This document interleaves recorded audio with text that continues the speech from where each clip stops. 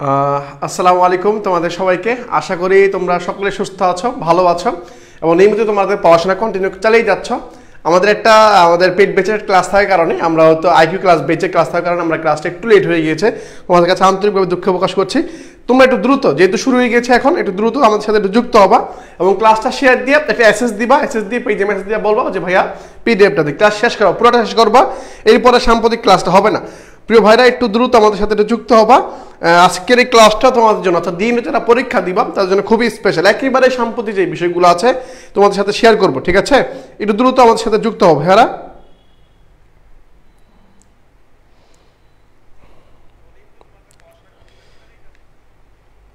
ওকে, দেখতে পাচ্ছি প্রিয় ভাইরা অনেকে চলে আসতেছো, দ্রুত একটু আসবা এবং আমরা আজ সেই ক্লাসটা সুন্দর উপভোগ করবো, যাতে করে অনেকের এ ইউনিট পরীক্ষা দিতে হয় নাই, বি ইউনিট পরীক্ষা দিতে হয় নাই, ডি ইউনিট পরীক্ষা দিতে হয় নাই, সি ইউনিট পরীক্ষা দিতে হয় নাই, লাস্ট হচ্ছে ডি ইউনিট। এই ডি ইউনিটটা যাতে সুন্দর মতো ক্যাচ করতে পারো, ভালো সাবজেক্ট নিতে পারো, সে আশা আমরা করি, সে প্রত্যাশা আমরা করি, যাতে করে একটা সিট আসন নিশ্চিত করা হয়। ঠিক আগের মতো করেই আমরা একটা সাজেশন মানে সাম্প্রতিক ক্লাস নিয়ে হাজির হয়েছি। আমরা বিশ্বাস করি হয়তো এই ক্লাস থেকে কিছু কমন পাবা ইনশাল্লাহ।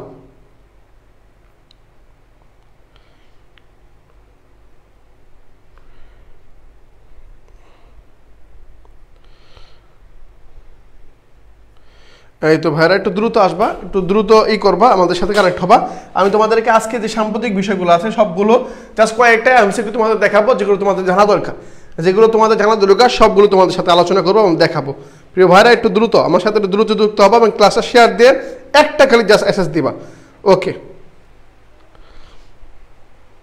দেখতে পাচ্ছি অনেকেই যুক্ত হয়ে গিয়েছ। প্রিয় ভাইরা, আমি তোমাদের সময় নষ্ট করবো না, আমি তোমাদের জানি তোমাদের সময়টা খুবই গুরুত্বপূর্ণ। আমি আমার মতো করে সুন্দর যত দ্রুত সম্ভব চেষ্টা করবো ক্লাসটা শেষ করে দেওয়ার জন্য। আমি জানি তোমরা এই ক্লাসের জন্য ওয়েট করতেছিলা, আমি ক্লাসটা শেষ করে দিব খুব অল্প সময়ের মধ্যে, যাতে আমি একটা সময়, অর্থাৎ তোমার সময় ক্ষেপণ বা সময় নষ্ট করার ভাগিদার যাতে আমি না হই, তোমার সময় নষ্ট করার মানে পাপের হিসাব যাতে আমার গাড়ি না চলে আসে, আমি সেই দিকটা লক্ষ্য রেখে তোমার সুন্দর মতো একটা ক্লাসটা করার চেষ্টা করবো আর কি। ওকে ভাইরা, আমি আমার চট্টগ্রাম বিশ্ববিদ্যালয়, এই বিশ্ববিদ্যালয়ের চান্স পাওয়ার জন্য সাধারণ কেন্দ্রে একটা ক্লাস নিয়ে হাজির হয়ে গেছি, যেটা একটা খুবই সাম্প্রতিক একটা বিষয়। আশা করি এখান থেকে সাম্প্রতিক থেকে প্রশ্ন তুমি ইনশাল্লাহ পাবা। দেখো, একটা খুব অল্প সময়ের মধ্যে আমি প্রশ্নগুলো দেখবো। প্রিয় ভাইরা একটু, হ্যাঁ ওকে ঠিক আছে ভাই, যারা সালাম দিয়েছো তোমাদের ওয়ালাইকুম আসসালাম, তোমাদের প্রতি শুভকামনা রইল।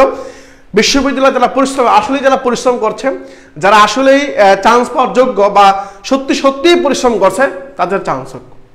যারা রাত জেগে পরিশ্রম করছে বা তোমাকে ঘুমকে ঘুম মনে করে নাই, খাওয়াকে খাওয়া মনে করে নাই, মানে খেলাধুলা আনন্দ উল্লাসকে আনন্দ মনে করে নাই, এগুলো ত্যাগ করে একাধারে এক ঘুই করে সুন্দর মতো পড়াশোনা করছে, তাদের চান্স হোক, তাদের একটা বিশ্ববিদ্যালয়ের আসন নিশ্চিত হোক। সেটা চট্টগ্রাম বিশ্ববিদ্যালয় এরকম না, বাংলাদেশের যে কোনো একটা বিশ্ববিদ্যালয় হলেই হলো। হ্যাঁ, তোমাদের জন্য মন থেকে দোয়া করি প্রিয় ভাইরা, একবারে মন থেকে দোয়া করি। আমি তাদের জন্য দোয়া করি যে একেবারে পরিশ্রম করছে। আল্লাহ তাআলা তো দেখছেন, আমি তো দেখিনি, আমি তো আল্লাহর বান্দা, আমি তো দেখি নাই যে তুমি পরিশ্রম কতটুকু করছো। আল্লাহ তো অবশ্যই দেখছেন, আল্লাহ তো সব দেখেন, সব শোনেন, সব জানেন, আল্লাহ তো দেখছেন। ওই আল্লাহর উপরে বিশ্বাস রাখি, ওই আল্লাহর উপর বিশ্বাস রাখো। তুমি যদি পরিশ্রম সত্যি করে থাকো, উনি অবশ্যই তোমাকে দিবেন, হয় সেটা সিউতে দিবেন বা সিউর পরিবর্তে অন্য কিছু দিয়ে তোমাকে খুশি করবেন ইনশাল্লাহ। খুব শীঘ্রই আল্লাহ তাআলা তোমাকে খুশি করবেন। ওকে ভাইরা, তাহলে আমি আমার ক্লাসে ফিরি। এই যে আমি ক্লাসে চলে আসছি, এটা প্রথম প্রশ্ন হচ্ছে, দেশকে কতটি, অর্থাৎ এই সাম্প্রতিক সময়ের মধ্যে একেবারে জনপ্রশাসন কর্মকর্তারা বলেছে দেশকে কতটি প্রদেশে বিভক্ত করার জন্য প্রস্তাব দিয়েছে। খেয়াল করো, আমরা এখন 8টা প্রদেশ পাই, 8টা বিভাগ পাই। তখন এই দেশকে ভাগ করার জন্য জনপ্রশাসন মন্ত্রণালয় থেকে প্রস্তাব দেওয়া হয়েছিল। এটা কতটা যৌক্তিক অযৌক্তিক এরা পরে, আর প্রস্তাব দিয়েছিল কয়টা? উত্তরটা তো এখানে দেওয়াই আছে বাবা। হ্যাঁ, উত্তরটা এখানে দেওয়া কেন? জায়গাটা উত্তর দেওয়া আছে, তোমরা দেখতে পাচ্ছ। উত্তর হচ্ছে সি নাম্বারটা। ভাইয়া উত্তরটা হচ্ছে কি? হ্যাঁ, উত্তরটা হচ্ছে আমার সি নাম্বার। কি ভাইয়া? উত্তর হচ্ছে আমার উত্তর হচ্ছে আমার এই যে উত্তর হচ্ছে, সরি এটা হবে, উত্তর হচ্ছে আমার এটা দেখা যাচ্ছে 4টি। তাহলে আমি বলে রাখি, দেশকে কতটি প্রদেশে ভাগ করার জন্য প্রস্তাব দেওয়া হয়েছে জনপ্রশাসন সংস্কার কমিশন। অর্থাৎ এই জনপ্রশাসন সংস্কার কমিশন দেশকে 4টা বিভাগে, 4টা প্রদেশে ভাগ করার জন্য এটা প্রস্তাব জারি করছে। কি জারি করছে ভাইয়া? প্রস্তাব দিয়েছে যে 4টা প্রদেশে ভাগ করো, 4টা প্রদেশে ভাগ করার জন্য প্রস্তাব দিয়েছে। মনে রাখবা, জাস্ট এটা একটু মনে রাখবা, ওয়ান শট দেখবো, একটু দেখবো, এরপরটা আমি আসিবা। তাহলে আমার সঠিক উত্তর হচ্ছে সি নাম্বারটা, 4টা প্রদেশে ভাগ করার জন্য বলেছে আর কি। প্রিয় ভাইরা, এরপর আমি আসি, এরপর আমি দেখি এই যে দেখবা তুমি অবশ্যই ভাইয়া তুমি যদি একটা নাম্বার কমন করতে চাও, একটা নাম্বার জাস্ট একটা নাম্বার যদি কমন পেতে চাও, তো তোমাকে আমি রিকোয়েস্ট করব তোমার বইয়ের মধ্যে যে মানে যে দিবসগুলো আছে, কি আছে ভাইয়া, যে দিবসগুলো আছে, আমি জানি না কেন দিবস থেকে পরীক্ষা প্রশ্ন দেয়, আমি বুঝি না এগুলো কি বলা মনে রাখতে পারে নাকি, মানে এক একটা দিবস একদিন এক দিন মানে মাঝে মধ্যে দুর্নীতি দিবস আসে, মাঝে মধ্যে মানবাধিকার দিবস আসে, মাঝে মধ্যে ডায়াবেটিস দিবস চলে আসে, আমি জানি না কেন এটা দেয়, কি দিয়ে যাচাই করে যাচাই করে আমি বুঝি না, দিবস থেকে এটা প্রশ্ন দিয়ে দেয়, চট্টগ্রাম বিশ্ববিদ্যালয় দিবস থেকে এটা প্রশ্ন দিয়ে দেয়। আল্লাহ না করুক, আমি যে চাই না দিবস থেকে পরীক্ষা প্রশ্ন দেখ, আমি চাই না, আমি কখনোই চাই না, কিন্তু দিয়ে দেয়, তারা দিয়ে দেয়, কারণ দিবস থেকে আমি কি শিখবো, দিবস তারিখ থেকে আসে, আমি কোন তারিখ মনে রাখবো ভাই, বাংলাদেশে হাজার দিবস আছে, বাংলাদেশে শ দিবস আছে, এখন আমি কোনটা মনে রাখবো, কিন্তু পরীক্ষা দিয়ে দেয়। তার মধ্যে একটা গুরুত্বপূর্ণ দিবস হচ্ছে পাট দিবস। কি দিবস? পাট। হ্যাঁ, কি দিবস ভাইয়া? পাট দিবস। সেটা হচ্ছে কি দেখবা 4 মার্চ, 5 মার্চ, 6 মার্চ, 7 মার্চ, যেহেতু মার্চ মাসে, কি মাসে পরীক্ষা, যেহেতু মার্চ মাসে, আর সেহেতু এই দিবসটা মার্চ মাসের মধ্যে পড়ছে, সেজন্য আমি তোমাকে এটা ইনক্লুড করেছি, চেষ্টা করেছি দেওয়ার জন্য। হ্যাঁ, দেওয়ার জন্য চেষ্টা করেছি প্রিয় ভাইরা, হ্যাঁ দেওয়ার জন্য চেষ্টা করছি। আমাকে একটু দ্রুত বলতে হবে, আমি একবার অপ্রস্তুত ভাবে চলে আসছি, স্লাইড তৈরি করছি, জাস্ট একটা টি শার্ট পরে আসছি, যেমন তেমন একটা নিয়ে চলে আসছি ক্লাস করাইতে হবে। আমি একবার অপ্রস্তুত ভাবে চলে আসছি, যাতে একটা একটু বিন্দু পরিমাণ সময় নষ্ট হয়, এমনিতে লেট হয়ে গেছে, আমি আর চাই না সময় নষ্ট করতে। ওকে ভাইয়া, জাতীয় পাট দিবস এটা কি? 6 মার্চ। আমি যদি ভুল না করি সেটা উত্তর হবে 6 মার্চ। কি ভাইয়া? 6 মার্চ। আমি কেন মার্চ দিচ্ছি ভাইয়া? কারণ হচ্ছে মার্চ মাসের পরীক্ষা, এবং গত বছর এরকম একটা হয়েছে, গত বছর ঠিক এরকম একটা মানে যেই মাসে পরীক্ষা হচ্ছে সেই মাস থেকে একটা পরীক্ষা প্রশ্ন আসছে, আমি সেই জন্য সেটাকে মাথায় রেখে প্রশ্নগুলো দিচ্ছি। আমি আবার বলতেছি, গত বছর ঠিক এরকম হয়েছে, যেই মাসে পরীক্ষাটা হয়েছে, আমার মাসটা মনে নাই, যে মাসে পরীক্ষাটা হয়েছে সেই মাস থেকে একটা প্রশ্ন সাম্প্রতিক থেকে আসছে, তাহলে আমি সেই দিকটা লক্ষ্য রেখে আমি এই প্রশ্নগুলো দিয়েছি আর কি। হ্যাঁ, ওকে ভাই 6 মার্চ। তাহলে ভাইয়া একটু খেয়াল করো, তাহলে উত্তর কি? 6 মার্চ। কি মার্চ ভাইয়া? 6 মার্চ। ওকে ভাইয়া, ঠিক আছে, সবাই বলছে 6 মার্চ। ওকে, তাহলে আমি উত্তর পাচ্ছি কি ভাই? উত্তর হচ্ছে 6 মার্চ। ক্লিয়ার ভাইরা, প্রিয় ভাইরা, এটা ক্লিয়ার? ওকে, মনে রাখবা, দিবস থেকে আমি জানি না কেন দেয়, আমি আবার বলতেছি, দিবস থেকে পরীক্ষা প্রশ্ন দেয়, মাথায় রাখবা, দিবস থেকে পরীক্ষা প্রশ্ন দেয়। কি দেখবা? মানবাধিকার দিবস, জাতীয় পতাকা দিবস, তারপর হচ্ছে ডায়াবেটিস দিবস, তারপর হচ্ছে স্বদেশ প্রত্যর্পণ দিবস, এগুলো বাতিল হয়ে গেছে। হ্যাঁ, মানে যেগুলো গুরুত্বপূর্ণ, অর্থাৎ স্বাধীনতার সাথে রিলেটেড, বাংলাদেশের এই যে জুলাই বিপ্লবের সাথে রিলেটেড যেগুলো আছে, এগুলো একটু ভালো মতো দেখবা। হ্যাঁ, এগুলো ভালো মতো দেখবা। আমি আশা করি আজকে আমার 1000+ শিক্ষার্থী হবে ইনশাল্লাহ, আজকে 1000+ শিক্ষার্থী হবে। গতবার একবার হয়েছিল ম্যারাথন ক্লাসের মধ্যে, এবার হবে। ওকে, ঠিক আছে ভাই, তাহলে 6 মার্চ। পরবর্তী আসি ভাই। হ্যাঁ, আমার উত্তর 6 মার্চ। পরবর্তী হচ্ছে আমার সোমেশ্বরী নদীটি কোন জেলায় প্রবাহিত হয়েছে? এখন এই নদীটা সাম্প্রতিক সময়ের জন্য একটু গুরুত্বপূর্ণ, কারণ এটা হচ্ছে আন্তঃসীমান্ত একটা নদী, এটা নিয়ে একটু ক্যাচাল আছে, সেজন্য তোমাদের দিয়েছি। দেখো, সোমেশ্বরী নদীটি কোন জেলা অবস্থিত? বাংলাদেশের নদ নদী থেকে পরীক্ষা ডি ইউনিটে আসবে ইনশাল্লাহ। হ্যাঁ, নদ নদী থেকে, নদী আর নদ থেকে ডি ইউনিটে পরীক্ষা প্রশ্ন আসে, একটু দেখবা, চেক দিবা। হ্যাঁ, নদ নদী সেটা হইতে পারে আন্তর্জাতিক, হ্যাঁ আন্তর্জাতিক হইতে পারে, অথবা বাংলাদেশ বিশ্ববিদ্যালয় থেকে হইতে পারে। হ্যাঁ, দুইটা পাঠ হইতে পারে, একটা নদ নদী থেকে পরীক্ষা প্রশ্ন আসবে, হয় সেটা আন্তর্জাতিক হইতে পারে, বাংলাদেশে হইতে পারে। কিরকম প্রশ্ন হয়ে গেল, কিরকম প্রশ্ন আসে আমি তোমাকে একটু ক্লিয়ার করে বলে দিচ্ছি। প্রশ্নগুলো হয় এরকম যে তোমার হচ্ছে, মনে করো বললো মাতামুহুরি, হ্যাঁ মাতামুহুরি, আবার বললো আমাজন নদী। কি নদী ভাইয়া? আবার বললো আমাজন নদীটা কোথায়, আর মাতামুহুরি নদীটার বৈশিষ্ট্য কি? বললো নিচের কোনটি মাতামুহুরি সম্পর্কে সঠিক? উত্তর বলা হয়েছে এটা ভারতের সাথে সংযুক্ত, বলা হয়েছে এটা সিলেটের সাথে সংযুক্ত, আর একটা অপশনে বলা হয়েছে যেটা মিয়ানমার বাংলাদেশের সাথে সংযুক্ত। উত্তর হচ্ছে মিয়ানমার বাংলাদেশের সাথে সংযুক্ত, মিয়ানমার বাংলাদেশের সাথে সংযুক্ত। হ্যাঁ, আর মাত্র 50 জন শিক্ষার্থী লাগবে 1000 শিক্ষার্থী হইতে, আশা করি হয়ে যাবে। ওকে ভাইয়া, তাহলে আমাজন নদী কোথায় ভাইয়া? আমাজন নদী হচ্ছে দক্ষিণ আমেরিকায়, দক্ষিণ আমেরিকা। হ্যাঁ, আমেরিকা, ঠিক আছে ভাইয়া, দক্ষিণ আমেরিকায়। তাহলে কোনটা কোন নদীতে আছে আশা করি এবার ক্লিয়ার, মনে রাখবা। ঠিক আছে ভাইরা, তাহলে আমি এই যে সমস্যা নদী যদি আছে, সমস্যা নদী হচ্ছে আমার নেত্রকোনায় তোমরা জানো রাফি ছোট ভাই বিয়ে করে ফেলছে, সে বিয়ে করে ফেলছে, বুঝছো, সে বিয়ে করে ফেলছে কোথাকার ছেলে? নেত্রকোনার ছেলে বিয়ে করছে হচ্ছে বরগুনার, হ্যাঁ বরগুনা, হ্যাঁ বরগুনার মেয়েকে বিয়ে করে ফেলছে, বুঝছো। তো যাই হোক, বই আমি পেছালে আসি না, অনেকে বলছো যে ভাই ওখান থেকে পরীক্ষা প্রশ্ন আসতে বই না, ওখান থেকে পরীক্ষার কোনো সম্ভাবনা নাই। তো সমস্যা নদীটা কোথায় ভাই? নেত্রকোনা। একটু দেখি, আমি একটু দেখি, বিস্তারিত সম্পর্কে তথ্য দেখি। দেখো, খেয়াল করো, এই সমস্যা নদীটা বাংলাদেশের, ভারতের একটি, অর্থাৎ আন্তঃসীমান্ত নদী। অর্থাৎ এই সমস্যা নদী আমরা একটু আগে পড়ছিলাম না, আমরা হয়তো পড়ছিলাম এরকম, বাংলাদেশ প্লাস ভারত, এই দুইটা দেশের মাঝখানে যে 54টা নদী, কয়টা নদী ভাইয়া? এই দুইটা নদীর মাঝখানে 54টা নদী আছে। কয়টা নদী আছে ভাইয়া? 54টা। আর বাংলাদেশ প্লাস মিয়ানমার সাথে আছে 3টা, তাহলে 3 আর 4, 3 আর 54 হচ্ছে কত? 57টা। অর্থাৎ মোট নদী আন্তঃসীমান্ত নদী হচ্ছে 54টা, ভারতের সাথে হচ্ছে 54টা, মিয়ানমারের সাথে হচ্ছে 3টা। তার মধ্যে একটা নদীর নাম হচ্ছে সোমেশ্বর নদী। কি নদী? এই সোমেশ্বর নদী। এটা ভারতের একটি আন্তঃসীমান্ত নদী। এটি ভারতের মেঘালয়ের পশ্চিম গারো পাহাড়ের জেলা এবং বাংলাদেশের নেত্রকোনা, এই যে পাইছি নেত্রকোনা জেলার দুর্গাপুর উপজেলার দিয়ে প্রবাহিত হয়ে একটি নদী। নদীটির দৈর্ঘ্য হচ্ছে 50 কিলোমিটার, ঘর প্রস্থ হচ্ছে 114 কিলোমিটার এবং নদীটির প্রাকৃতিক সর্পিলাকার, মানে সর্পিলাকার সাপের মতো আর কি। হ্যাঁ, সর্পিলাকার। হ্যাঁ, ডি ইউনিটে রাফি ভাইকে নিয়ে প্রশ্ন চাই। রাফি ভাই কাম ছেড়ে দিছে, বুঝছো? রাফি ভাই নাই, রাফি ভাই এখানে বাদ। ওকে ভাইয়া, তাহলে ঠিক আছে। আমি নদী সম্বন্ধে দেখলাম, সোমেশ্বর নদীর আসলে কি, কোথায় অবস্থিত, কার সাথে যুক্ত আছে, এটা আমার ক্লিয়ার। ওকে ভাই, এটা আমার ডান, এটা আমার ডান হয়ে গেছে, এটা আমার শেষ, সোমেশ্বর নদী শেষ আমার। ওকে, পরবর্তী স্লাইডে আমি আসি। কি বলছো দেখো, খেয়াল করো। পরবর্তী স্লাইডে বলা হয়েছে বৈশ্বিক সন্ত্রাসবাদ, মানে বুঝো তো, সন্ত্রাসবাদ সূচক অর্থাৎ জিটিআই সর্বশেষ প্রতিবেদন 163টি দেশের মধ্যে বাংলাদেশের অবস্থান কততম? বাংলাদেশের অবস্থান কততম একটু বলতে হবে, একটু বলো। হ্যাঁ, কি বলছে? বৈশ্বিক সন্ত্রাসবাদ সূচকে, অর্থাৎ যেটাকে আমরা জিটিআই বলি আর কি, জিটিআই এটা মানে টেররিজম আর কি, সর্বশেষ প্রতিবেদন অর্থাৎ 163 দেশের মধ্যে পরীক্ষা নিরীক্ষা করে বাংলাদেশের অবস্থানটা কোথায় ছিল। একটু সুসংবাদ দিয়ে রাখি, বাংলাদেশের অবস্থান আগে বেশি ছিল, এখন কমে আসছে।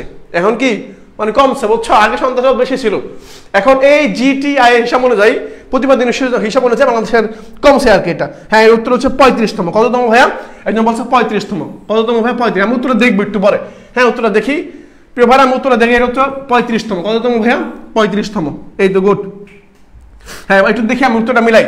35তম। এখন খেয়াল করো, জিটিআই তৈরি করতে 163টি দেশের তথ্য খতিয়ে দেখেছে, অর্থাৎ আইইপি জিটিআই 2025 এর প্রতিবেদন বিশ্লেষণ করে দেখা যায় এবার বাংলাদেশের অবস্থান 35তম। অর্থাৎ জিটিআই যে প্রতিবেদন ছিল, এটাকে পরীক্ষা নিরীক্ষা করে দেখা যায় বাংলাদেশের অবস্থান কততম?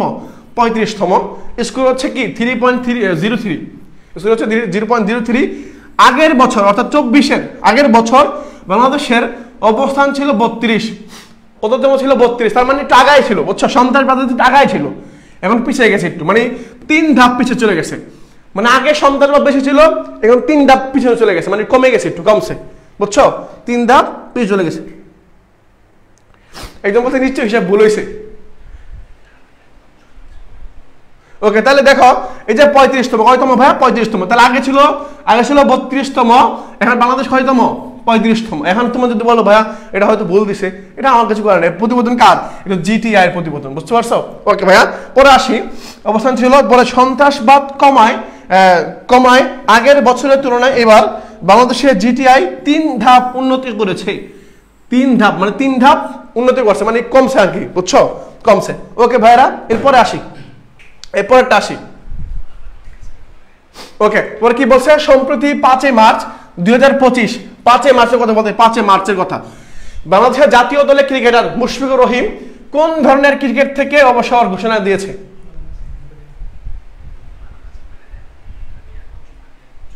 ও ভাইয়া, হ্যাঁ ঠিক আছে। তাহলে সম্প্রতি 5 মার্চ বাংলাদেশের জাতীয় দলের ক্রিকেটার মুশফিকুর রহিম কোন ধরনের ক্রিকেট থেকে তোমার হচ্ছে আলাদা করছে, একটু বলে দাও।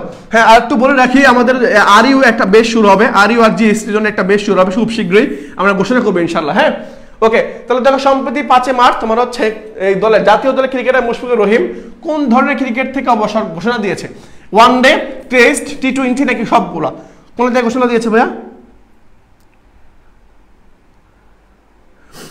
হ্যাঁ, তাহলে আমি দ্রুত বললাম, আমার ক্লাস শেষ হয়ে যাবে, তোমার পিডিএফ পড়ার আগে আমার ক্লাস শেষ হয়ে যাবে। সম্প্রতি 5 মার্চ, এটা হচ্ছে ওয়ানডে। কি ভাইয়া? ওয়ানডে ক্রিকেট, অর্থাৎ ওয়ানডে ক্রিকেট থেকে তোমার হচ্ছে কি করছে? এই যে নুরুল আফসার বলছো, তোমার হচ্ছে ওয়ানডে ক্রিকেট থেকে মানে অবসর নিয়েছে, রিটায়ার নিয়েছে আর কি, বুঝছো? তাহলে 5 মার্চ, সেটা হচ্ছে 5 মার্চ ওয়ানডে ক্রিকেট থেকে তোমার হচ্ছে জাতীয় দলের ক্রিকেটার মুশফিকুর রহিম কি করছে? তোমার হচ্ছে অবসরের ঘোষণা দিয়েছে। ওকে, পরবর্তী স্লাইডে আমি আসি। মানে পঞ্চপাণ্ডব অর্থাৎ তোমার হচ্ছে মর্তুজা, সাকিব আল হাসান, তারপর হচ্ছে কি তোমার হচ্ছে মাহমুদুল্লাহ রিয়াদ, তারপর হচ্ছে মুশফিকুর রহিম, এরা কি করছে? তোমার হচ্ছে এই জায়গা থেকে কি করছে? ওয়ানডে থেকে সবাই আস্তে আস্তে চলে গেছে, পঞ্চপাণ্ডব যাদেরকে আমরা বলি আর কি। ওকে, পরবর্তী স্লাইডে আসি। এটা কি বলছে? জাতিসংঘ পরিচালিত world happiness report 2024 world happiness report, অর্থাৎ বিশ্বের সুখী দেশ শেষ তালিকায় জাতিসংঘের পরিচালিত ওয়ার্ল্ড হ্যাপিনেস রিপোর্ট, জাতিসংঘের বিশ্ব তোমার হচ্ছে যে সুখী দেশগুলো আছে, এই 2024 সালে বিশ্বের সবচেয়ে সুখী দেশের তালিকায় 143টি, কয়টা ভাইয়া? 143টি দেশের মধ্যে বাংলাদেশের অবস্থান কততম? বাংলাদেশের অবস্থান কততম? প্রশ্ন হচ্ছে এটা।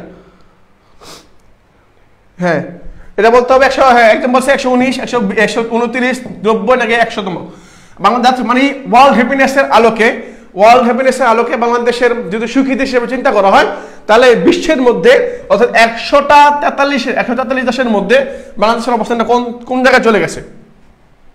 হ্যাঁ একজন বলছে ভাই এটা সঠিক উত্তর হবে, দেখে উত্তর মিলাবো আর কি। 129 বলছে, 129 কি বলছে 119, আমি উত্তর দেখবো। হ্যাঁ, তাহলে মোট দেশ হচ্ছে কয়টা? এই পরীক্ষাটা করেছে 143 দেশের মধ্যে। কয়টা দেশের মধ্যে? 143 দেশের মধ্যে। এর মধ্যে বাংলাদেশের অবস্থানটা কোথায়? এবং বলে রাখি এটা হচ্ছে সবচেয়ে প্রথম হচ্ছে ফিনল্যান্ড। ফিনল্যান্ড হচ্ছে সুখী দেশ। ফিনল্যান্ড হচ্ছে কি সুখী দেশ বলে রাখছি। ফিনল্যান্ড হচ্ছে প্রথম, আর বাংলাদেশ হচ্ছে কততম সেটা আমরা এখন এই যে উত্তর দেখবো, সেটা হচ্ছে 129তম।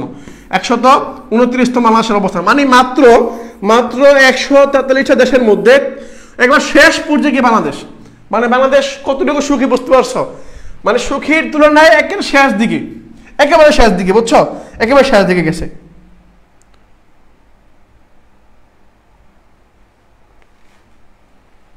ওকে, তাহলে 143 এটা হচ্ছে কি 129তম বাংলাদেশ। একটু মনে রাখবা, আমি একবার বাছাই করে দিছি ভাই, একটু কষ্ট করে বাছাই করে দিছি। আমি তো এমন না যে প্রশ্ন দেখে বানাইছি ভাই, আমার মনে হয় যে যদি দেয় এরকম টাইপ প্রশ্নগুলো দিবে। হ্যাঁ ভাইয়া, তোমরা আবার ভেবো না যে ভাইয়া যেগুলো দিচ্ছে এগুলো থেকে পরীক্ষার প্রশ্ন আসবে। আমি আমার সর্বোচ্চ চেষ্টা করছি যে ভাইয়া এগুলো দিছি আমার মনে হয়েছে, এবং পূর্বে যে অভিজ্ঞতা ছিল এগুলো দিয়ে সব খাটিয়ে আমি এই প্রশ্নগুলো সাজাইছি। আশা করি এখান থেকে পাবা ইনশাল্লাহ। আমি এমন না যে প্রশ্ন দেখে বানাইছি ভাই, এই বিশ্বাসটুকু আমার উপরে রাখবো না যে ভাইয়া যা দেবে তাই আসবে। আমি কখনোই বলি না আমার উপরে এই বিশ্বাসে রাখো যে ভাইয়া যা তাই আসবে, এরকম আসবে না। আমি আমার অভিজ্ঞতা থেকে প্রশ্ন তৈরি করি, তোমাদের যা দেওয়ার সেগুলো দেওয়ার চেষ্টা করি, এখান থেকে কখন পড়ে যাবে। এটা হয়তো আল্লাহ তাআলা সৃষ্টিগত রহমত হয়ে যায় আর কি, বুঝছো? ওকে ভাইয়া, ওকে তাহলে ঠিক আছে, এটা পাইলাম। পরবর্তী আসি। হ্যাঁ, পরবর্তী দেখো, এটা কেন জানি গুরুত্বপূর্ণ মনে হয়। বর্তমান বিশ্বের বৃহত্তম আইসবার্গ, মানে যেটাকে আমরা হিমশৈলী বলি আর কি। এই আইসবার্গ বোঝো, আইসবার্গ মানে কি? বরফের যেই টুকরাগুলো থাকে না, টুকরাগুলা এরকম হচ্ছে আইসবার্গ। যেমন আমরা ছোটবেলায় ফ্রিজের মধ্যে রমজান আসলে বা গরম হলে খেলাধুলা করার সময় তোমার ছোট করে বরফ জমা করতাম, ওগুলো হচ্ছে আইসবার্গ, মানে বরফের টুকরা যেগুলা। বর্তমান বিশ্বের বৃহত্তম আইসবার্গ, যেটাকে অ্যান্টার্কটিকা মহাদেশের মধ্যে আছে আর কি, এই আইসবার্গ কোনটা? এটাকে B15A নাকি হচ্ছে A23A, তারপর হচ্ছে A32A, B23A, কোনটা? ভাইয়া পিডিএফ কি হবে? পিডিএফ হচ্ছে যা সহজ কথা হচ্ছে শেয়ারটা দিয়ে একটা শেয়ার দিবা, শেয়ার দিয়ে অ্যাসেস দিবা, তারপর একটা পেজে মেসেজ দিবা যে শেয়ার দিছি পিডিএফটা দেন, আমরা ইনশাআল্লাহ দিব। দিব। ওকে ভাইয়া, ঠিক আছে, পরবর্তী আসি।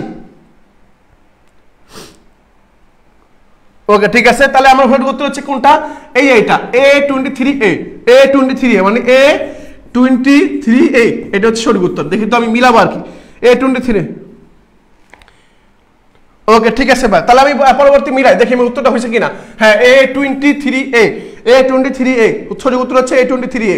মনে রাখবা, বর্তমান বিশ্বের বৃহত্তম আইসবার্গ, অর্থাৎ যেটাকে আমরা হিমশৈল বলি আর কি, হিমশৈল বলি, মানে বরফ টুকরা। আমি তোমাকে দেখাই একটু, তাহলে বুঝতে পারবো। এই যে দেখো, এই যে দেখতে পাচ্ছ, এটা হচ্ছে কি? এই যে আইসবার্গ, দেখছো ঘুরে যাচ্ছে। পৃথিবীর সবচেয়ে বড় হিমশৈলী যেটাকে আইসবার্গ, নাম হচ্ছে A23A। যেটা হচ্ছে অ্যান্টার্কটিকা মহাদেশে অবস্থিত। বিশাল এই হিমশৈলী আকারে হিমালয়ের চেয়ে প্রায় 5 গুণ বড়। চিন্তা করছো? সেটা ইমাজিন করো, যেটা হিমালয় পৃথিবীর সবচেয়ে উঁচু যেটা, এই হিমালয়ের চেয়ে 5 গুণ বড়। চিন্তা করো আল্লাহ, ইমাজিন করো, চিন্তা করো যে হিমালয় পৃথিবীর সবচেয়ে উঁচা জায়গা, সেটা থেকে 5 গুণ বড়। হ্যাঁ, দেখো তুমি চিন্তা করলে তোমার স্মৃতিশক্তি কতটুকু ধরে, চিন্তা করো কত বড়।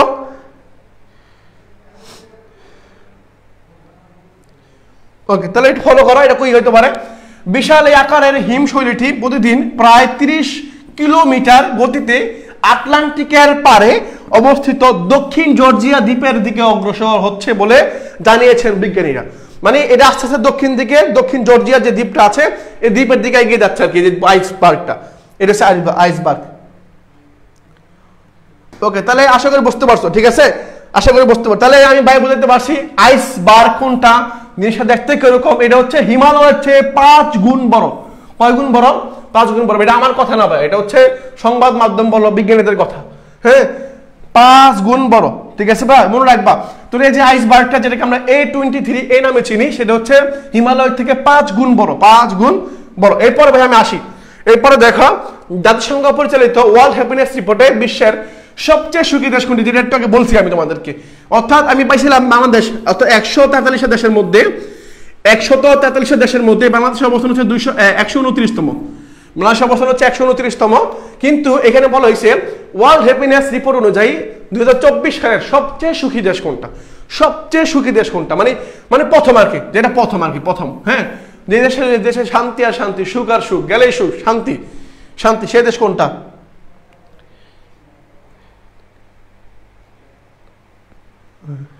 ওকে, তাহলে কি উত্তর কি একদম ফলস? ফিনল্যান্ড, যেটাকে বলছিলাম তোমাদেরকে আমি। হ্যাঁ, উত্তর হচ্ছে কি ভাই? উত্তর হচ্ছে আমার ফিনল্যান্ড। হ্যাঁ, ফিনল্যান্ড, ফিনল্যান্ড সঠিক উত্তর কি ভাই? আমার ফিনল্যান্ড। প্রিয় ভাইরা একটু মনে রাখবা, আশা করি ভুল হবে না। হ্যাঁ, তাহলে আমি বাংলাদেশ আছি 129তম, এবং কটা দেশের মধ্যে? সেটা হচ্ছে 143 দেশের মধ্যে বাংলাদেশ হচ্ছে 129তম, আর ফিনল্যান্ড হচ্ছে প্রথম। ফিনল্যান্ড হচ্ছে কি? প্রথম। এই কনসেপ্টগুলো ক্লিয়ার থাকলে আসলে সমস্যা হবে না। হ্যাঁ, কনসেপ্টগুলো ক্লিয়ার থাকলে সমস্যা হবে না। হয়ে গেল এটা। ওকে ওকে ভাইরা, এরপর আমি আসি। ওকে, এখন আসে এটা। খেয়াল করো, এখন হচ্ছে এই যে আমার প্রশ্ন, ফিনল্যান্ড পাইলাম, এর পরবর্তী প্রশ্ন হচ্ছে আমার এটা। এই যে দেশের প্রথম বঙ্গবন্ধু স্যাটেলাইট 1, অর্থাৎ বঙ্গবন্ধু স্যাটেলাইট যেটা 1, এর নাম পরিবর্তন করে যে নামটা রাখা হয়েছে, এটা তোমার পারার কথা, তোমাদের জানার কথা। এটা বঙ্গবন্ধু স্যাটেলাইটের নামটা পরিবর্তন করে কি নাম রাখা হয়েছে? কি নাম রাখা হয়েছে? আমাদের চট্টগ্রাম বিশ্ববিদ্যালয়ে 3-4টা হল আছিল। একটা হচ্ছে বদরুদ্দোজা হল, শেখ হাসিনা হল, বঙ্গবন্ধু হল ছিল, যেগুলোর নাম চেঞ্জ করে দিয়ে তোমার হচ্ছে, তোমরা জানো যে চট্টগ্রাম বিশ্ববিদ্যালয়ের দুজন শিক্ষার্থী শহীদ হয়েছে, একটা হৃদয় তরুয়া আর একটা হচ্ছে শহীদ ফরহাদ। এদের নাম অনুসারে একটা হল করা হয়েছে, বুঝছো? এদের নাম অনুসারে একজনের হল, একটা হৃদয় তরুয়া হল হয়েছে, একটা ফরহাদ হল হয়েছে, বুঝছো? এদের নাম হল হয়েছে। বঙ্গবন্ধুর নাম এগুলো পরীক্ষা আসবে না, এগুলো কিন্তু আসবে না, আমি জাস্ট তোমার জানার জন্য বললাম আর কি। হ্যাঁ, ওকে, তাহলে দেশের প্রথম বঙ্গবন্ধু স্যাটেলাইট 1 এর পরিবর্তিত নাম কোনটা? পরিবর্তিত নাম কোনটা? Dhaka satellite 1, July 36 satellite 1, Bangladesh satellite 1, নাকি হচ্ছে বাংলাদেশের নোবাল স্যাটেলাইট 1? কোনটা সঠিক উত্তর? কোনটা? হ্যাঁ, সি নাম্বারটা। হ্যাঁ, সঠিক উত্তর হচ্ছে সি নাম্বার। এই যে বাংলাদেশ স্যাটেলাইট, অর্থাৎ বঙ্গবন্ধু স্যাটেলাইটকে নাম চেঞ্জ করে দিয়ে রাখা হয়েছে বাংলাদেশ স্যাটেলাইট 1, বাংলাদেশ স্যাটেলাইট 1, ঠিক আছে ভাই? ওকে ভাইয়া, পিডিএফ করতেছে না, আমার জাস্ট কয়েক মিনিট ক্লাসটা করো, পিডিএফ লাগবে না তো, জাস্ট আমি আর কয়েক মিনিট সময় তোমাদের সাথে আছি আর কি। হ্যাঁ, এই ক্লাসটা করো ভাইয়া, পিডিএফ করে না, ক্লাসের পরে ক্লাস শেষ করার চেষ্টা করো, দেখবা সময় বাঁচবে, শ্রম বাঁচবে, মেধাও বাঁচবে, সুন্দর মতো পরবর্তী পড়তে পারবো আর কি। আমি পিডিএফ দিব, যারা শেয়ার দিচ্ছে অবশ্যই পিডিএফ দিব আমি। ওকে, পরবর্তী ভাই আমি এটা আসি, দেখি আমার কি আছে। ওকে, উত্তর সি নাম্বারটা। ওকে, পরবর্তী দেখো, মরণোত্তর স্বাধীনতা পদক 2025 পাচ্ছেন কে? মানে মারা গেছেন, মারা যাওয়ার পরে পদক পাচ্ছেন, উনি কে? মীর মুগ্ধ, আবরার ফাহাদ, নাকি আবু সাইদ চৌধুরী, সাগর আহমেদ? কে? অর্থাৎ মরণোত্তর মানে হচ্ছে মারা যাওয়ার পরে, মরণোত্তর মানে মারা যাওয়ার পরে স্বাধীনতা পদক 2025 পাচ্ছেন কে? হ্যাঁ, এটা কি আবরার ফাহাদ, মীর মুগ্ধ, আবু সাইদ চৌধুরী, নাকি হচ্ছে সাগর আহমেদ?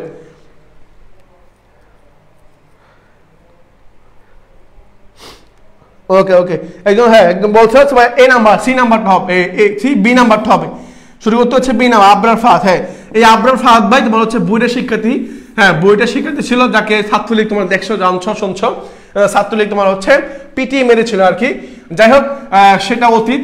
তোমার হচ্ছে এই যে ভাইকে মারা হয়েছে, সেই কারণে অনেকে মনে করে যে 24-এর আন্দোলন তার থেকে অনুপ্রেরণা, মানে তার থেকেই, ওখান থেকে যে ক্ষোভটা আছে, ক্ষোভ থেকে অর্থাৎ তোমার হচ্ছে মানে স্ফুলিঙ্গ প্রজ্বলিত হয়েছে, এরকম বলা হয় আর কি। তো আবরার ফাহাদ ভাই, এই আবরার ফাহাদ ভাইয়ের দেওয়া হয়েছে মরণোত্তর স্বাধীনতা পদক আর কি, মনে রাখবা। হ্যাঁ, এটা মনে রাখবা। ওকে ভাইরা, এর পরবর্তী স্লাইডে আমি আসি। খেয়াল করো, এর পরবর্তী হচ্ছে ব্রিক্সের, এই যে ব্রিক্স ভাই, এই যে ব্রিক্স। হ্যাঁ, কেন জানি ব্রিক্স বর্তমান সদস্য দেশ কত? আমি একটু বলি, তোমাদের একটু মনে করাই দিই। হ্যাঁ, তোমাদের একটু মনে করে দেয়, তোমরা তো অনেক ভুল করো।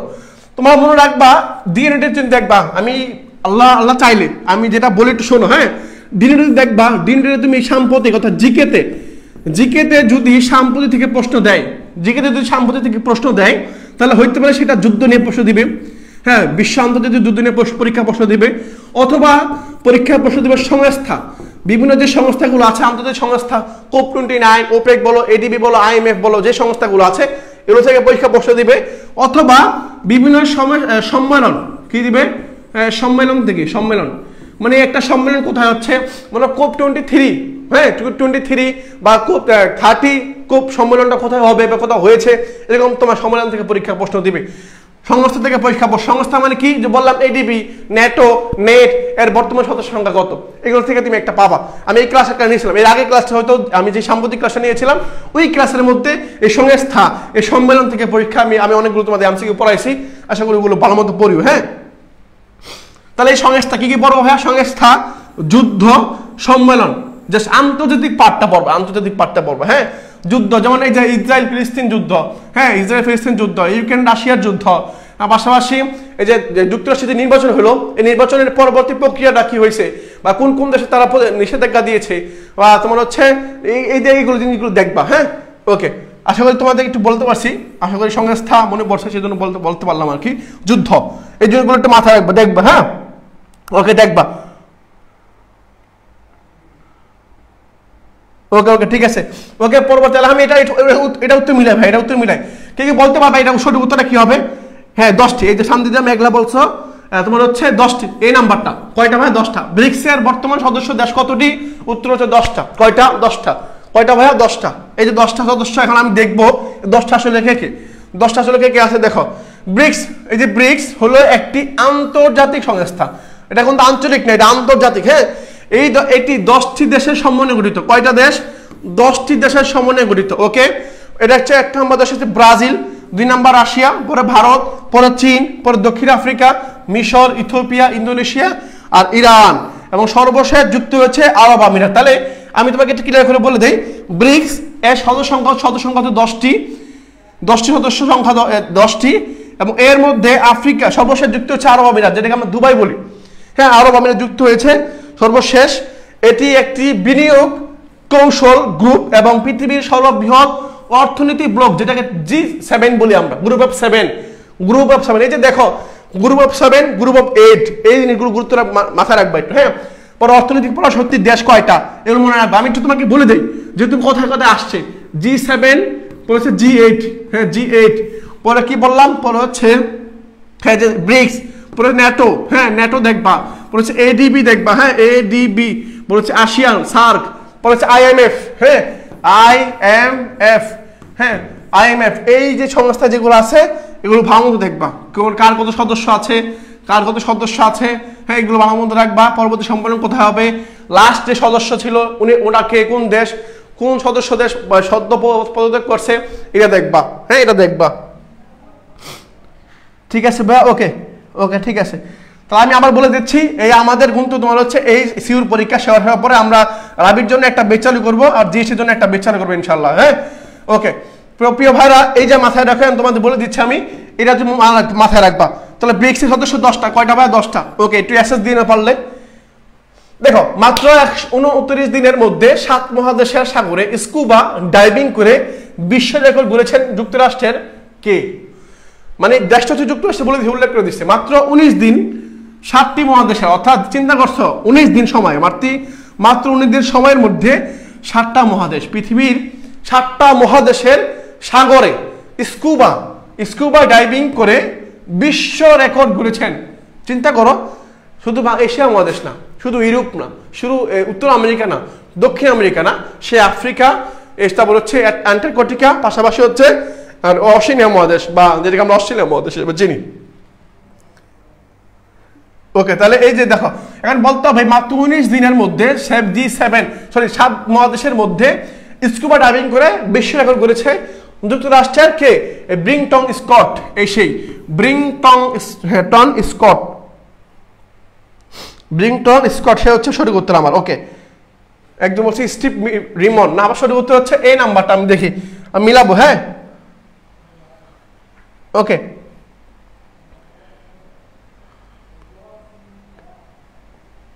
হ্যাঁ একদম বলছে টাকা থাকলে আমি যেতাম, টাকা থাকলে না, ইচ্ছা থাকা লাগবে, ইচ্ছা, শক্তি, সামর্থ্য, সামর্থ্য, টাকা তুমি ইনকাম হয়ে যাবে দেখবা, ইচ্ছা করো তুমি, চেষ্টা করো, হয়ে যাবে দেখবা টাকা পয়সা। মাত্র 19 দিনের মধ্যে 7টি মহাদেশ ঘুরে, সেটা হচ্ছে কি দেখি উত্তরটা মিলে দেখি। হ্যাঁ, উত্তর হচ্ছে ব্রিংটন স্কট, মনে রাখবা।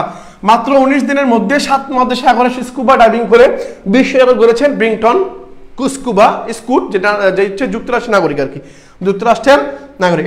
পরবর্তী প্রশ্নে আসি। পরবর্তী প্রশ্ন দেখো, সম্প্রতি কোন দেশের সরকারের দুর্নীতি প্রতিবাদের পার্লামেন্ট অধিবেশনে ধোঁয়া ছড়িয়ে, মানে ধোঁয়া আগুনের ধোঁয়া, এই ধোঁয়া ছড়িয়ে বিরোধী দল বিক্ষোভ করেছে? সম্প্রতি অর্থাৎ সাম্প্রতিক সময়ে কোন দেশে সরকারের দুর্নীতির প্রতিবাদে, মানে দুর্নীতি করছে এমন ভাবে করছে, গরিব প্রতিবাদ করে বিরোধী দল পার্লামেন্টে ধোঁয়া ছড়িয়ে বিরোধী দলকে বিক্ষোভ করেছে? এটা কি সুইজারল্যান্ড, এটা কি জর্জিয়া, উত্তর কোরিয়া নাকি সার্বিয়া?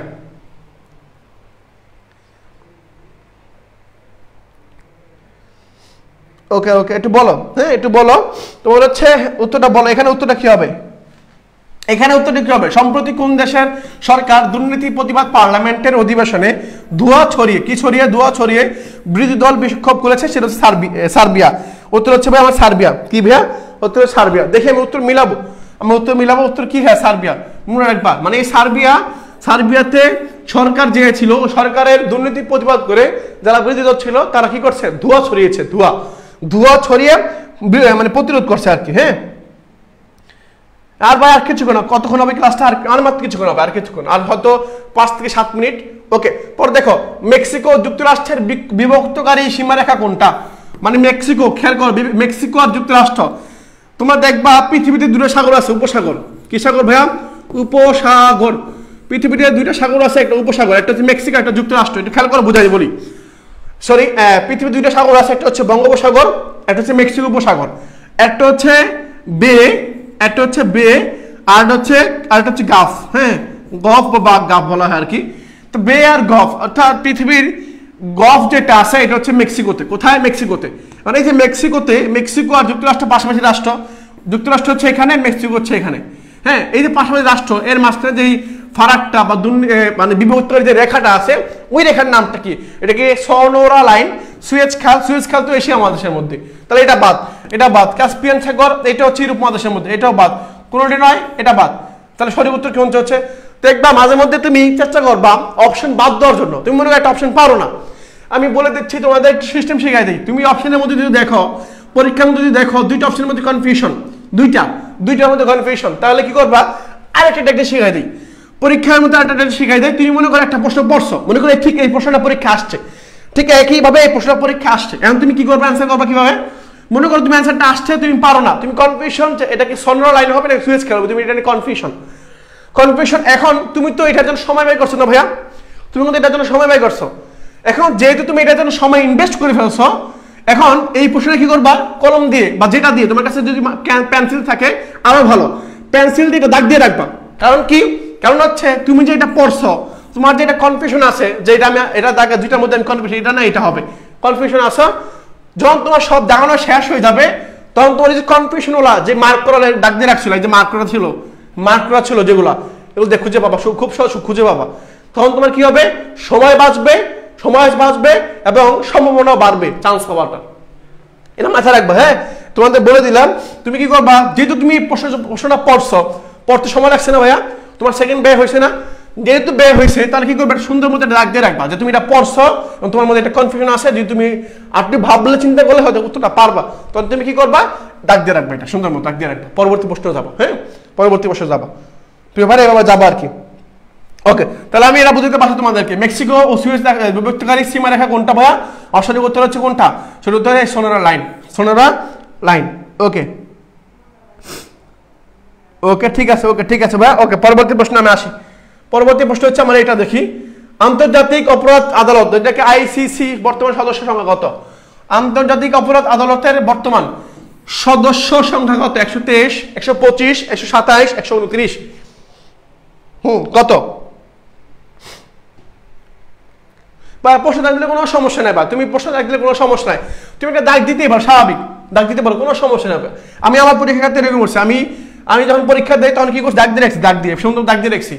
আমাকে এই পাশে একটু ছেলে, এই পাশে একটু মেয়ে, আমাকে মাঝখানে বসাই দিচ্ছে, আমি আমার মতো সুন্দর মতো। এখন তোমার পাশে যে বসছে, সে যে অনেক বিরিয়ান তা কিন্তু না, সেটা তোমাকে সঠিক উত্তর বলতেছে তাও কিন্তু না, এই উত্তর যে তোমাকে সঠিক উত্তর বলবে এই কিন্তু না, কেউ কারোর উপর ডিপেন্ডেন্ট না। তুমি যার কাছে বসবা সে হচ্ছে হয়তো তোমার অপরিচিত ব্যক্তি, তুমি কখন তাকে দেখোই নাই, কথা শোনো না, জানো নাই, চিনো না, তার উত্তর যে সঠিক হবে তুমি কেমন বসবা? এগুলো ব্যানটেন এগুলো বাদ দিয়ে, ফাং ফুং বাদ দিয়ে সুন্দর মতো তুমি তোমার মতো দিবে অ্যান্সার, বুঝছো? তুমি তোমার মতো অ্যান্সার করবা।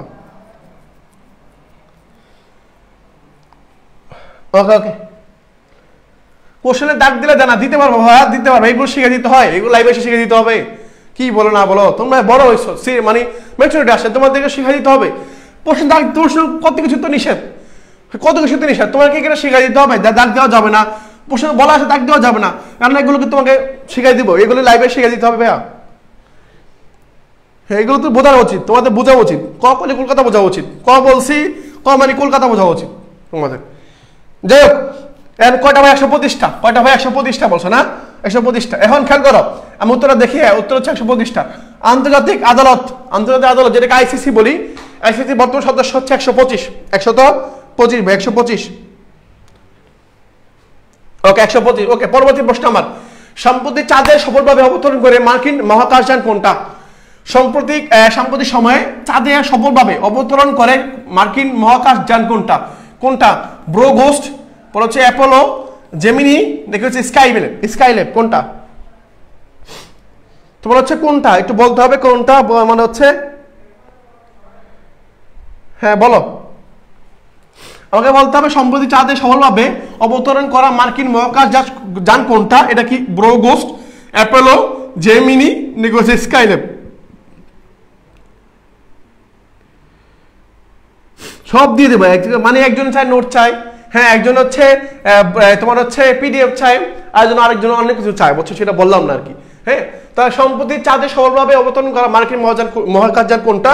সেটা হচ্ছে ব্রোগোস্ট। কি ভাইয়া? মার্কিন যুক্তরাষ্ট্র অর্থাৎ যুক্তরাষ্ট্রে, ইউএস এর যে মহাকাশযানটা সম্প্রতি সময় তোমার হচ্ছে চাঁদের মধ্যে অবতরণ করে, সেটা হচ্ছে ব্রোগোস্ট। মানে সবাই বলে অ্যাপল লাগাচ্ছে, ব্রোগোস্ট। ওকে ওকে, ঠিক আছে তাহলে ভাই, ঠিক আছে। পরবর্তী আসি, পরবর্তী প্রশ্ন আমার এটা IMF, পাইছি যা পাইছি, IMF, হ্যাঁ ইন্টারন্যাশনাল মিলেনিয়াম ফাউন্ডেশন, এই যে এফ যেটা IMF, এই তথ্য মতে বিশ্বের শীর্ষ অর্থনৈতিক দেশ কোনটা? মানে এই সংস্থাটা হচ্ছে অর্থনৈতিক সংস্থা, বুঝছো? IMF মানে হচ্ছে অর্থনীতি রিলেটেড, মানুষকে ঋণ দেওয়া, কোন দেশকে সহায়তা করা, কোন দেশকে টাকা পয়সা দিয়ে, এটা বুদ্ধি দিবে না তোমাকে টাকা পয়সা দিবে, ঋণ দিবে, সহায়তা করবে। মানে বিশ্বের একটা সংস্থা আছে যেটা হচ্ছে টাকা পয়সা রিলেটেড, সেটা কি? টাকা পয়সা রিলেটেড, সেটা কি ভাইয়া? সেটা হচ্ছে IMF, হ্যাঁ IMF। ওকে ওকে ওকে, ঠিক আছে। হ্যাঁ একজন বলছে গুগল সার্চ করে পাইলাম, লাগাবো। হ্যাঁ সাম্প্রতিকটা দেখো, গুগল আগে দেখছো, গুগল তারিখটা দেখো, তারিখটা দেখলে বুঝতে পারো যে কবে এটা। IMF এটা হচ্ছে কি? IMF সর্বশেষ এটা অবশ্যই যুক্তরাষ্ট্র হবে, যেহেতু এই দাদারা সবচেয়ে বেশি, এরা অস্ত্র বিক্রি করতে করতে দেশে অনেক টাকা কামাই ফেলছে, বুঝছো?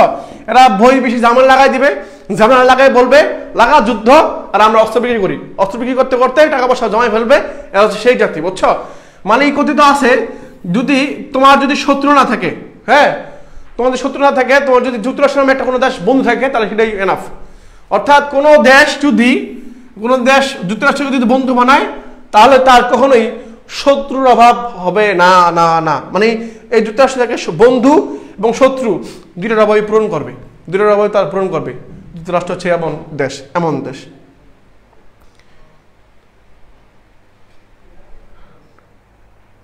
ওকে ঠিক আছে ভাইয়া, ওকে ঠিক আছে, তাহলে যুক্তরাষ্ট্র। ওকে পরবর্তী প্রশ্ন দেখি তো, পরবর্তী প্রশ্ন IMF যুক্তরাষ্ট্র, সঠিক উত্তর যুক্তরাষ্ট্র। ওকে 2024 গণঅভ্যুত্থান নিয়ে স্থানীয় সরকার উপদেষ্টা আসিফ মাহমুদ সজীব ভুইয়ার লেখা বইটির নাম কি? তোমরা আমাকে কিছু বলো না, আমার উল্টাপাল্টা কিছু বলো না আমাকে আবার, আমি জাস্ট প্রশ্নটা পাইছি আর কিছু জন দিছি আর কি।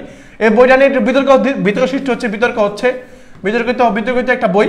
হ্যাঁ তোমার হচ্ছে বিভিন্ন মহলে দেখা যাচ্ছে মানে আলোচনা সমালোচনা হচ্ছে আর কি। তো যাই হোক দিলাম আর কি, জানিয়ে রাখা আর কি, যেহেতু 2024 একটা বই, প্রথম বই, হ্যাঁ যেহেতু দিলাম আর কি। আবার লেখক সরকার উপদেষ্টা আসিফ মাহমুদ, হ্যাঁ তোমার সেজন্য দিলাম। বইটা বলতে হবে বইটার নামটা কি? জুলাই মাতৃভূমি অথবা মৃত্যু। হ্যাঁ জুলাই মাতৃভূমি অথবা মৃত্যু। স্যার আর কতক্ষণ? শেষ স্লাইড মনে, এটাই সর্বশেষ মেবি। 2024 সালে গণঅভ্যুত্থান নিয়ে তোমার যে বইটা লেখছে এটা হচ্ছে সি নাম্বারটা, জুলাই সি নাম্বারটা, হ্যাঁ সিলা, জুলাই মাতৃভূমি অথবা মৃত্যু, জুলাই মাতৃভূমি অথবা মৃত্যু হচ্ছে আমার সঠিক উত্তর। হ্যাঁ একদম হচ্ছে বিবাহ অথবা মৃত্যু, হ্যাঁ বিবাহ সবাই করে বসে, ওনার বাকি আছে আর কি। জুলাই মাতৃভূমি অথবা মৃত্যু সঠিক উত্তর, হ্যাঁ এটা সঠিক উত্তর। ওকে ভাইয়া, এটা হচ্ছে আমার সঠিক উত্তর। ওকে ওকে ঠিক আছে, সি নাম্বারটা, সি সি উত্তর, সঠিক উত্তর সি নাম্বার। প্রিয় ভাইরা তাহলে উত্তর পাইছি আমি, আমার উত্তর পেয়ে গেছি। পরবর্তী প্রশ্ন আছে, হ্যাঁ এটা এটা দেখো বা, সম্প্রতি ঢাকায় গণপরিবহনে নারীদের নিরাপত্তা নিশ্চিত করার জন্য মোবাইল অ্যাপটি চালু করা হয়েছে। সেই মোবাইল অ্যাপটার নাম কি? হেল্প, নারী জাগরণী, নারী 36, কোনোটিই নয়। মানে নারীদেরকে নিরাপত্তা নিশ্চিতের জন্য মোবাইল অ্যাপ চালু করা হয়েছে। এই মোবাইল অ্যাপটার নামটা কি? মোবাইল অ্যাপটার নামটা কি?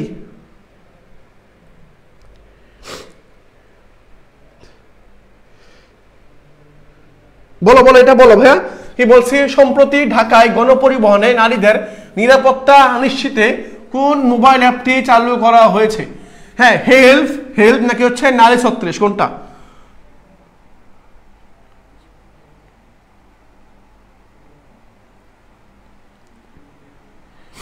বলতো ভাইয়া? হ্যাঁ একদম বলছে আসিফবাদী বই লিখে বলছে, তুমি জানোই না এখন কি লিখে বলছে, অনেক কিছু করে বলতেছে। তাহলে যাই হোক, আপনার নাম কি ভাই? একটা নাম হচ্ছে হেল্প, এই নাম্বারটা হেল্প, এই যে হেল্প আপনার নাম হচ্ছে কি ভাই? এই যে আপনার নাম হচ্ছে হেল্প, কি ভাই? হেল্প। মনে রাখবার, সম্প্রতি নারীদের নিরাপত্তার জন্য ঢাকায় বাসের গণপরিবহনের মধ্যে যে অ্যাপ চালু করা হয়েছে সেটা হচ্ছে কি? হেল্প, বা এই যে হেল্প, এই অ্যাপটা চালু করা হয়েছে। হ্যাঁ এই অ্যাপটা চালু করা হয়েছে। ওকে ঠিক আছে, ওকে ঠিক আছে ভাইরা। ওকে আমার এই দেখি শেষ, আমার ক্লাস শেষ ভাইয়া। এখন আমাকে ছোট্ট করে একটু বলতে হবে, বা প্রিয় ভাইরা আমাকে একটু ছোট করে বলতে হবে তোমরা ক্লাসটা বুঝছো কিনা। হ্যাঁ বুঝছো কিনা সবাই একটু কমেন্ট বক্সে একটু ছোট করে লিখে দিও, ছবি বা সিউ, জাস্ট সিউ লিখে দিও সুন্দর মতো। আর মতো সময় 2 দিন বা 3 দিন সময় আছে, 2 থেকে 3 দিন সময় আছে। এই 2 থেকে 3 দিন সময়ের মধ্যে যাতে প্রস্তুতিটা সুন্দর মতো গোছানো হয়, যে বা যারা যুক্ত আছো সবাই একটু কমেন্ট করে জাস্ট কি লিখবা, জাস্ট কমেন্ট করে সিউ লিখে দাও, কষ্ট করে সিউ লিখে দাও। হ্যাঁ হয় ওদের বলে দিচ্ছি ওদের। হ্যাঁ তোমরা ভাই আরেকটা বলে রাখি, সিউ নিয়ে হতাশ হও না। বললাম না এক বিশ্ববিদ্যালয় এক একজনের হবে, আবার হবে না। আমরা সিউর পরে ইনশাল্লাহ আর ইউ শুরু করবো, আর জিএসটি শুরু করবো, জিএসটি। ঠিক আছে বা, তোমরা হতাশ হও না। আমরা জিএসটির জন্য ক্লাস দিব, আর এর জন্য ক্লাস দিব, এবং আমাদের একটা পেড বেচ চালু হয়েছে ইনশাল্লাহ। এটা খুব শীঘ্র আমরা ঘোষণা করবো ইনশাল্লাহ। হ্যাঁ ইনশাল্লাহ থামবা না আর কি তোমরা। ওকে ভাইয়ারা, ওকে জি ভাইয়া বুঝতে পারছি, একটু সিউ লেখা দাও। হ্যাঁ আমি নামগুলো পড়ি তোমাদেরকে। আসমাউল হোসনা বলছো, তারপর হচ্ছে হুমায়রা সেতু বলছো, আক্তার হোসাইন, তারপর হচ্ছে কাশফি আইনিন বলছো, পারভেজ আল হাসান, হ্যাঁ তারপর হচ্ছে নুসাইবা, জান্নাতুল ফিরদাউস, নুসরাত জাহান, নদী খানম, ফারহানা সুচি বলছো। ওকে রাবিয়া সুলতানা, সিউ ইনশাল্লাহ। তোমার সবার আশা পূরণ করে ওয়াশিকা ঐশী, তারপর সাদিয়া তন্নি, হামিম কাজী বলছো, নুসরাত সানজিদা বলছো। ওকে হ্যাঁ তারপর হচ্ছে নিশি বলছো, হ্যাঁ নিশি, তারপর সুমাইয়া বলছো, তারপর হচ্ছে হ্যাঁ তো গুড সাবাস, বলছো জেরিন বলছো, তারিন বলছো, আনোয়ার বলছো, শাহরিন, তারপর হাসনা হেনা বলছো। ওকে ভাইরা, হ্যাঁ জানাতুল হাফসা, হ্যাঁ এই তো সানজিদা আক্তার বলছো, তারপর হচ্ছে রাদিয়া সোহাগী বলছো, পপি বলছো, জি ছবি লাগবে ভাই ইনশাল্লাহ, ছবি লাগবে। রিমা, পারভেজ, তারপর হচ্ছে আমিন খান, সবাই বল, ফারজানা মিম বলছো। ওকে বা, হ্যাঁ ইউষা মজুমদার, হ্যাঁ ঠিক আছে ভাই, তোমাদের জন্য অসংখ্য ভালোবাসা দোয়া রইলো। এগিয়ে যাও তোমরা, আমরা তোমাদের সাথে আছি। যেই পদ্ধতি একটা সিট নিশ্চিত না হচ্ছে সে পর্যন্ত কন্টিনিউ ক্লাসগুলো নিয়ে যাবো ইনশাল্লাহ। হ্যাঁ দিয়ে যাবো। আমাদের চেহারাটার অবস্থা কি হচ্ছে দেখতে পাচ্ছ। হ্যাঁ চেহারাটার অবস্থা কি হচ্ছে, জাস্ট টি শার্টটা নিছি, নেওয়ার পরে টি শার্টে গায়ে দিছি, চলে আসছি ক্লাস করাইতে। এত ফর্মালিটি নাই ভাইয়া, চলে আসছি, ক্লাস দিচ্ছি সুন্দর মতো। হ্যাঁ তোমরা আসো, সেজন্য ক্লাস দিচ্ছি।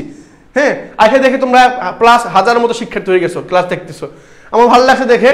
তোমরা যদি থাকো তাহলে আমরা ক্লাস করতে আরো একটু উৎসাহিত হই। থাকবা ইনশাল্লাহ, আমরা কন্টিনিউয়াসলি তোমাদের সেবা করার চেষ্টা করবো। অন্তত তোমাদের ক্ষতি করবো না, অন্তত যদি পারি জাস্ট তখন ক্ষতি করবো না, সেবা করে যাবো ইনশাল্লাহ। এতটুকু বিশ্বাস আমাদের উপরে রাখো, আমাদের তোমাদের কখনো ক্ষতি চাইবো না। যদি পারি সেবা করবো, যদি পারি সেবা করবো ইনশাল্লাহ। ওকে ভাইরা ঠিক আছে, তাহলে আল্লাহ হাফেজ। ঠিক আছে ভাই, আল্লাহ হাফেজ, দেখা হবে পরবর্তী সেশনে, হয়তো পরবর্তী দেখা হইতে পারে চট্টগ্রাম বিশ্ববিদ্যালয় ক্যাম্পাসের মধ্যে। ইনশাআল্লাহ দোয়া রইল। আসসালামু আলাইকুম।